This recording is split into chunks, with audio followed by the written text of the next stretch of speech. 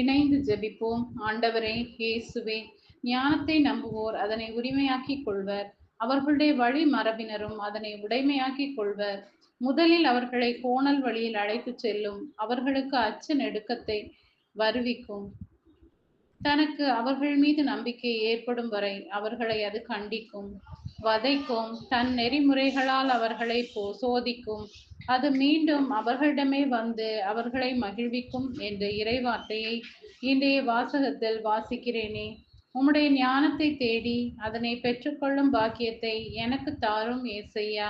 நான் உம்முடைய ஞானத்தை அடைவதற்கு கரடுமுரடான பாதைகளில் செல்ல நேர்ந்தாலும், பலவித சோதனைகளை சந்திக்க நேர்ந்தாலும், யோபுவை போல் துன்பங்களை கடக்க நேர்ந்தாலும் சோர்ந்து போகாமல், துவண்டு விடாமல், உமது வார்த்தைகளில் நம்பிக்கை வைத்து வாழ்வும் வழியுமான இயேசுவின் நாமத்தில் ஜெபிக்கிறேன். ஆமென்.